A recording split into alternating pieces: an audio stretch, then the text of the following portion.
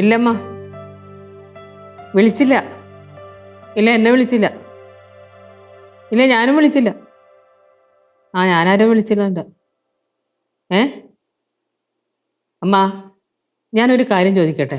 അല്ല, വേറൊന്നും കൊണ്ടല്ല. ഈ ബാലു പോയ കാര്യത്തിൽ പോലീസ് സ്റ്റേഷനിൽ കംപ്ലൈൻറ്റ് കൊടുക്കണ കാര്യം അമ്മ പറഞ്ഞില്ലേ? അതിപ്പോൾ എനിക്ക് മാത്രമല്ലല്ലോ, അവിടെ ഉള്ളവർക്കും ആവാമല്ലോ.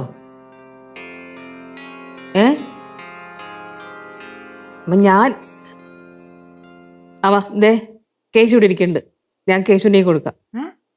അല്ല, കേശുവിനെയാണ് വിളിക്കാറുള്ളത്. കേശുവിൻ്റെ അടുത്താണ് പറഞ്ഞത് കേസ് കൊടുക്കണ്ടെന്ന്.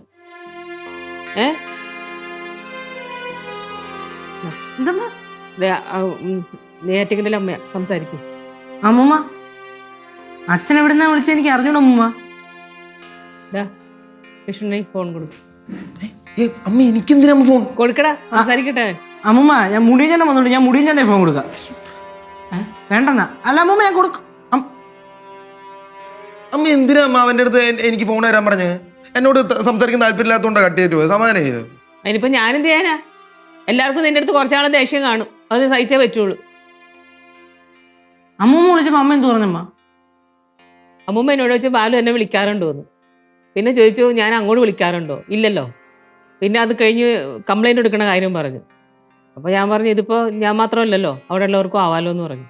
ദൈവമേ, അമ്മ മുമ്പ് അങ്ങനെയൊക്കെ പറഞ്ഞ? പിന്നെ ഞാൻ എങ്ങനെ പറയണം?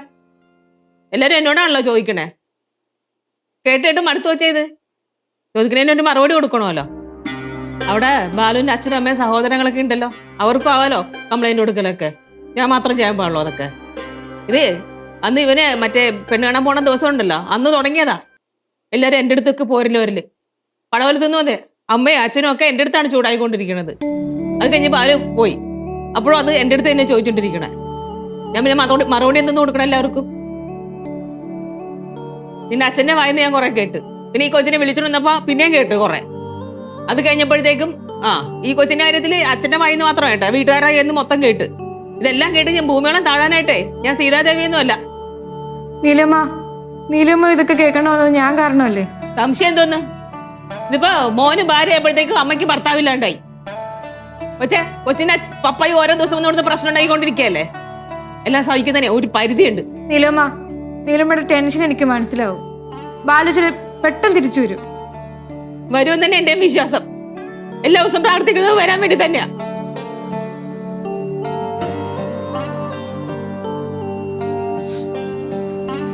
ചേട്ടാ, സത്യം പറഞ്ഞ അമ്മയുടെ അവസ്ഥ ഭയങ്കര മോശമാണ് കേട്ടോ. മര്യാദയ്ക്ക് ഭക്ഷണം കഴിക്കുന്നില്ല, ഉറക്കവും ഇല്ല.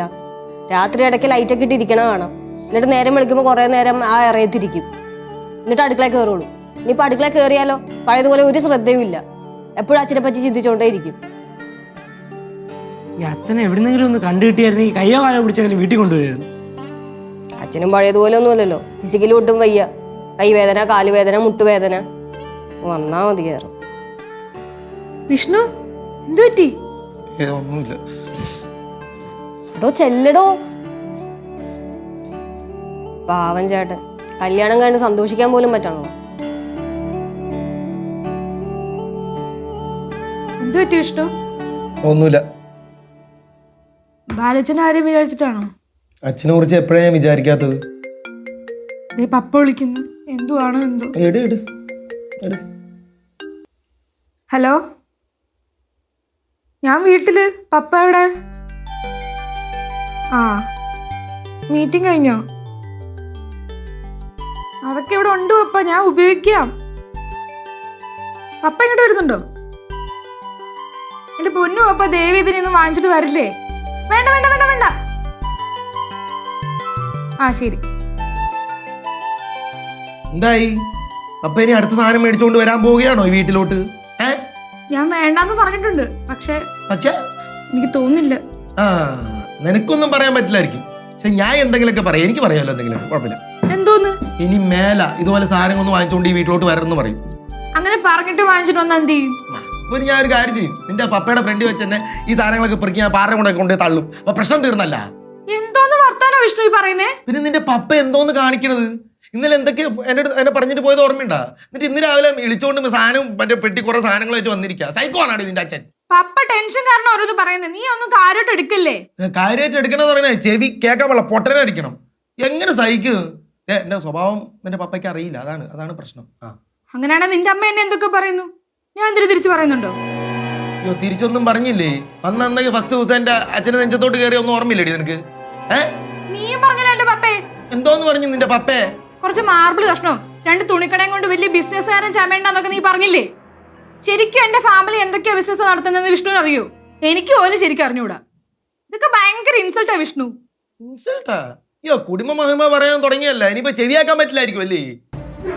അല്ലെങ്കിൽ ഇവിടെ അങ്ങ് ശരിയാക്കാലോ. ഇവിടെ ആരും ഒട്ടും മോശമൊന്നുമില്ല. ആ കേശു എന്തൊക്കെയാ പറയുന്നത്? നീ കുടുംബക്കാരെ കുറ്റം പറയണ? നീ വന്നൊന്ന് കുടുംബക്കാരാണ് കുറ്റം പറയണ അപ്പൊ വന്നൊന്ന്? വിഷ്ണുവിന് ഇപ്പൊ എന്താ വേണ്ടത് അത് പറ. സൗണ്ട് ഉണ്ടാക്കില്ലേ, നീ താത്തി സംസാരിക്കട്ടോ, ഇത്ര സൗണ്ടിന്റെ ആവശ്യമൊന്നുമില്ല. വിഷ്ണു പതുക്കെ സംസാരിക്കും. ശരിക്കും എന്താ വിഷ്ണുവിന്റെ പ്രശ്നം? മേല നിന്റെ പപ്പ ഇനി മേലെ സാധനം കെട്ടിപ്പറിക്കൊണ്ട് ഈ വീട്ടിലോട്ട് കൊണ്ടുവരാൻ പാടില്ല.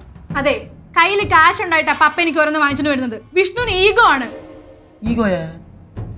നിങ്ങളുടെ ഫാമിലി ആലോചിച്ച് എന്ത് ഈഗോ പോടിയാണ് നീ ഈഗോ വന്നിരിക്കുന്നത്. എന്റെ ഫാമിലിക്ക് എന്താ കുഴപ്പം? എന്റെ ഫാമിലിക്ക് എന്താ കുഴപ്പമെന്ന്? എന്ത് കുഴപ്പം? ഒരു കുഴപ്പമില്ല. പക്ഷെ ഇനി നിന്റെ പപ്പയുടെ അടുത്താണ് ഒരു സാധനം ഇങ്ങോട്ട് മേടിച്ചോണ്ട് വരാൻ പാടുള്ളത്. എനിക്ക് പപ്പയുടെ മുഖത്ത് നോക്കി അങ്ങനെ പറയാനൊന്നും പറ്റത്തില്ല. വിഷ്ണു ആണെങ്കിൽ പറഞ്ഞോ. ഇനിയിപ്പൊ ഇങ്ങനെ ആണെങ്കിൽ വിഷ്ണുവിന്റെ വീട്ടുകാർ എന്ത് വാങ്ങി തന്നാലും ഞാൻ വാങ്ങത്തില്ല. ഈഗോ, ഇതാണ് ഈഗോ കേട്ടാ, ഈഗോ. ഈ സംസാരം നമുക്ക് ഇവിടെ നിർത്താം. അല്ലെങ്കിലേ ഞാൻ പലതും പറഞ്ഞു പോകും. ഇവിടെ ഉള്ളവരുടെ ഇഷ്ടത്തിന് കല്യാണം നടക്കാത്തോണ്ട് എല്ലാം ഇട്ടിച്ച് പോയില്ലേ താങ്കളുടെ അച്ഛൻ? അതാണ് ഭീകര ഈഗോ. ഓർമ്മ ഞാൻ പറഞ്ഞു, നീ ഒരുപാട് കയറി സംസാരിക്കില്ലേന്ന്. നിന്റെ പല്ല് കടിക്കുന്നത്? കൈയൊക്കെ മുറുക്കുന്നുണ്ടല്ലോ. ഇതെന്നെ അടിക്കണോ? അടിക്കുന്നേ. നീ ഒന്നും മിണ്ടാതിരിക്കും. എന്റെ മാനസികാവസ്ഥ ഒന്ന് മനസ്സിലാക്കും നീയെങ്കിലും. മാനസികാവസ്ഥ ശരിയല്ലെങ്കിലേ മിണ്ടാതിരിക്കണം. നീ എന്തിനാ പേടിച്ചത്? അത് എന്നെ അടിച്ചിട്ട് തുല്യമാണല്ലോ. അച്ഛൻ പോയ ടെൻഷനിൽ ഞാൻ നിൽക്കുകയാണ്, എന്നെ കൂടുതൽ പ്രാന്ത് പിടിപ്പിക്കല്ലേട്ടാ. ഞാൻ ഒരു കാര്യം ചെയ്യാം. നിന്റെ എല്ലാ ടെൻഷനും തുറക്കാം എന്റെ പപ്പ വാങ്ങിച്ചിട്ട് വന്ന സാധനങ്ങളല്ലേ, ഞാൻ എല്ലാം കൂടെ എടുത്ത് പുറത്തോട്ടിടാം. ഒരു പപ്പയുടെ ഒന്നും എടുത്തോണ്ട് പോകാൻ പറയാം. നീ ആവശ്യമില്ലാതെ പരിപാടിക്ക് നിൽക്കില്ല. നിനക്ക് എന്നെ കയ്യിൽ വിട്. എടി നിന്റെ നീ കിടന്ന് നീ കാണിക്കല്ലേട്ടാ. എനിക്ക് വേദന എടുക്കുന്ന കയ്യിൽ വിടെ. എടി നീ കിടന്ന് ബലം പിടിക്കണെന്ന്.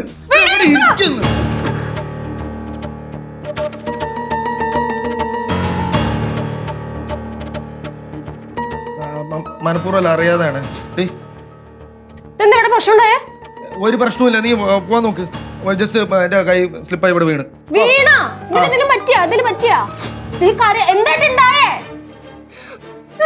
ചേട്ടാ എന്താടി? ഞാൻ ജയിച്ചൊന്നുമില്ല, നമ്മള് വീണാന്ന് ഞാൻ പറഞ്ഞില്ലേ.